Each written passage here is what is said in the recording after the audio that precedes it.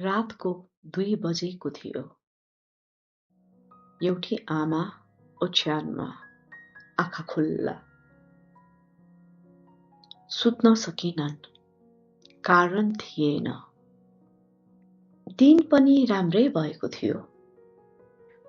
घरमा सब ठिकै थियो, तर छाती गरुङ्गो भएको थियो। जसरी कतै कतै कहीँ कहीँ गलत भएको छ। उठिन्, पानी खाइन्, फेरि सुत्न गइन्, तर निन्द्रा लागेन। छोराको अनुहार आयो। छोरा विदेशमा थियो, हजारौं किलोमिटर टाढा। आमाले फोन उठाइन्।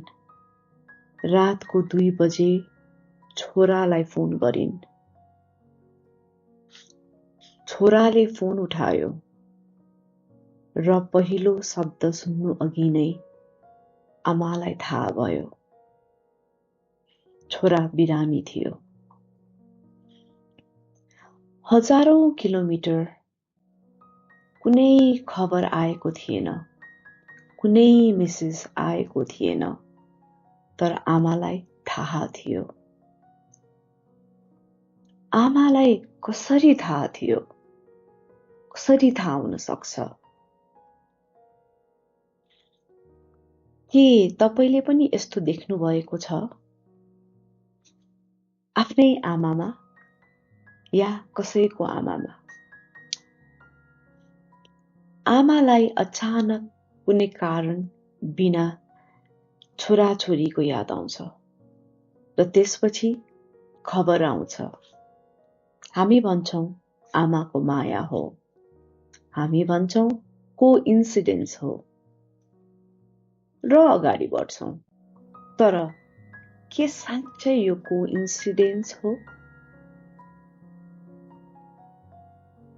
आमालाई कसैले सिकाएको थिएन।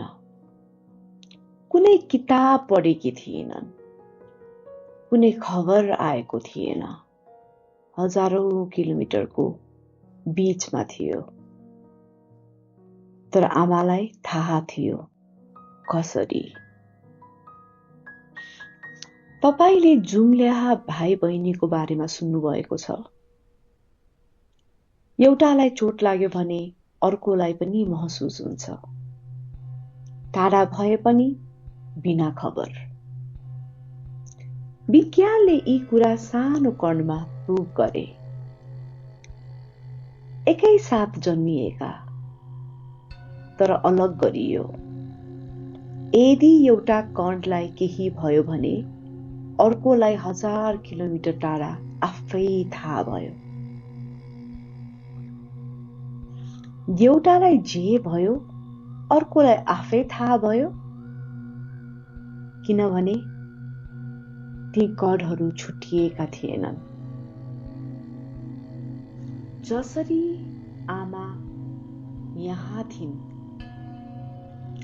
छोरा हजारौं किलोमिटर टाढा थियो, तर छोराको पीडा आमाको छातीमा आयो।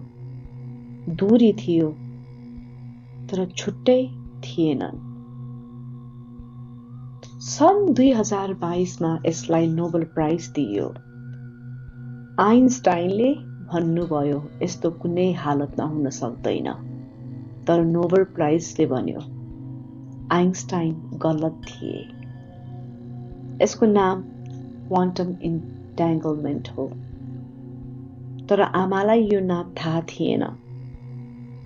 उनलाई नाम चाहिएन, उनलाई छोरा चाहिएको थियो। कसैले आमालाई सोध्यो, कसरी थाहा भयो? आमाले भने, थाहा थियो बस। थाहा थियो बस।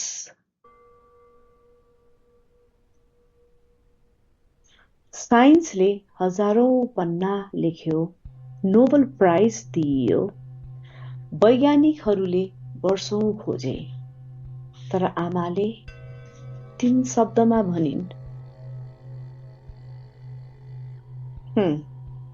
हाम्रो पुर्खाले हजारौं वर्ष अघि 3 शब्द भनेका थिए। तत्त्वमसि अर्थ त्यो तपाईं नै हुनुहुन्छ। त्यो छोरा जो हजारौं किलोमिटर टाढा थियो आमा नै थियो।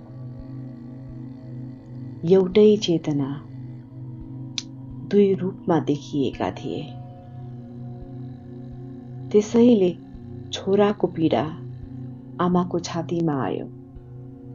कुनै सिग्नल चाहिएन, किनभने उनीहरू कहिले छुटेकै थिएनन्। जसरी दुई छालहरू अलग देखिन्छन्, तर समुद्र एउटै हुन्छ। आमा र छोरा अलग देखिन्छन्, तर चेतना एउटै हुन्छ। तत्त्वमसि त्यो तपाईं नै हुनुहुन्छ।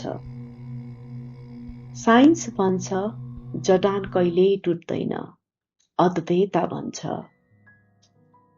छुटेकै कहिले थिए र आमाले 3 शब्दमा भनिन्, थाहा थियो बस। भित्री आकाश, एउटा यात्रा भित्रतिर।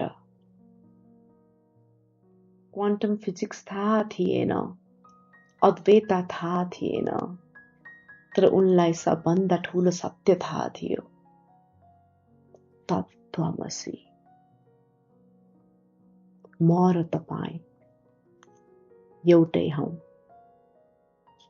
अर्को पटक हामी एउटा प्रश्न सोध्छौं, जुन हरेक दिन कसैले सोध्छ, तपाईं को हुनुहुन्छ? र त्यो नाम भन्नु अघि त्यो एक पलमा के हुन्छ? यो भिडियो आफ्नो आमालाई पठाउनुस्। कारण नसोध्नुस्, उनलाई थाहा हुन्छ किन। नमस्कार।